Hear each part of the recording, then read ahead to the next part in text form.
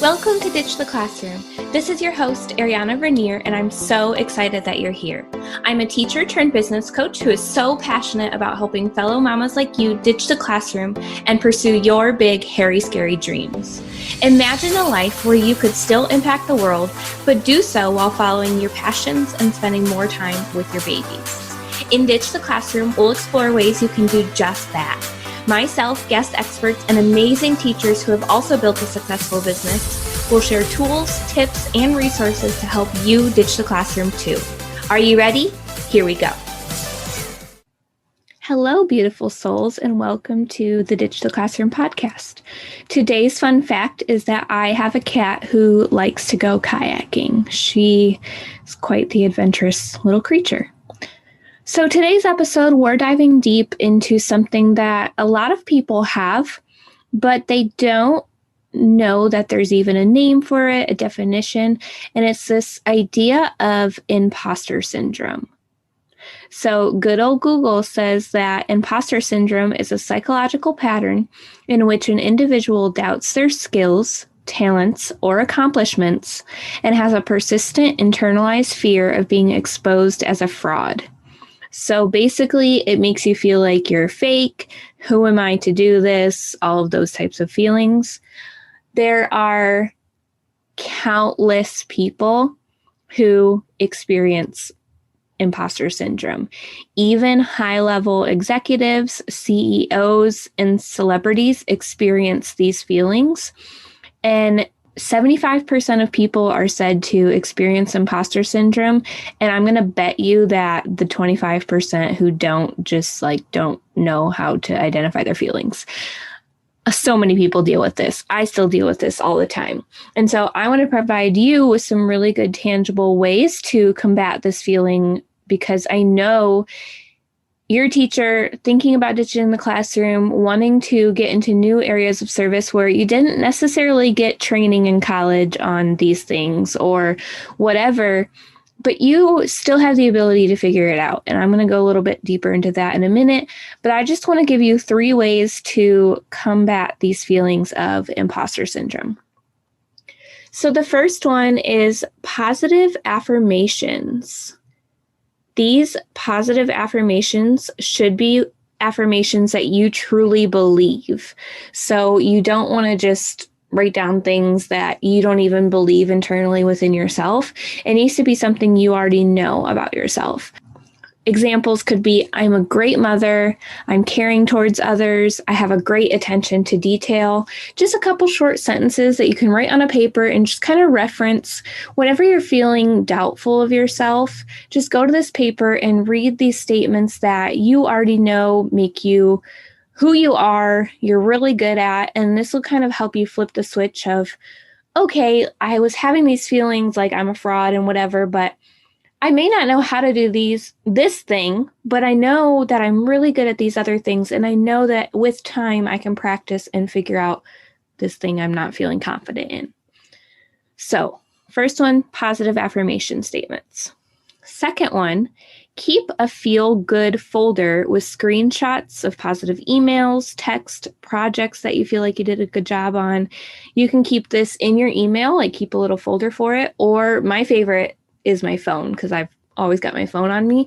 So I have just a folder in there called testimonials that I just put pictures in of screenshots whenever a client says something really positive to me, or it doesn't even have to be a client. It can just be someone you love in your family, whatever. But it's just a really good thing to do to scroll through them when you're feeling like a fraud and help remind yourself that you're a badass. Kind of like the positive affirmations. Like you're just reminding yourself, I have the ability to figure things out. Maybe I didn't know how to do this before, but now my client's telling me they love what I did for them, and I was able to figure it out. So that's number 2. Number 3 is just practice. If a client or a potential client asks you if you can perform a specific task for them, try creating one for yourself first. I've said it before, and I'll say it 10 million more times. YouTube and Google are your best friend. Just Google your heart out, ask for help from your support system to figure it out. you have the ability to figure things out, and I know you do. You're a teacher, you've got that ability. As I've said before, also, 90% of the things that I've done for my clients were things that I had never done before, and it's just something I figured out as I went along. You don't have to lie. You don't have to lie to your potential clients and say, oh, yeah, I've done that before, if you really haven't. But you can say, you know what? I don't have experience with that specific platform or whatever, but I do have similar experience using this other tool, and I know that I could figure it out. I have the ability to dive in and figure shit out as I go. And as long as you're okay with me maybe asking a few questions as I go and just getting feedback, then that'll work. So I just want you to know that you can figure things out, and a really good way to do that is just to practice and do kind of a fake project for yourself to develop those skills. I know personally from my own experience and just working with all of the amazing women in my program that teachers make amazing freelancers and virtual assistants, because we all have this amazing capability to just figure shit out. Whether we're thrown a new lesson that we've never done before or given a difficult student, we will try every way we can think of to accomplish something. So before you think, oh, I could never do that, I don't have any experience doing that, blah, blah, blah, remember that this is just that imposter syndrome rearing its ugly head, and now you have the tools to go to war with it. So I'm just going to cover them again. First one is positive affirmations. Second one is keeping a feel-good folder with screenshots, either in your email or your phone. And then the third one is to practice. Okay, I know you've got this. You can beat that imposter syndrome, but you just need some tools to do so. And I've got your back. Thanks so much for hanging out with me today. Before you go, make sure you take a minute to subscribe to the show, leave a rating and review, and check out the show notes for a free gift to help you ditch the classroom.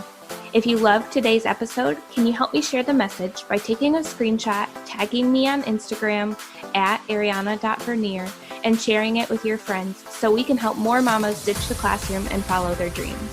Until next week, y'all, keep following the dreams that were placed in your heart so you too can ditch the classroom.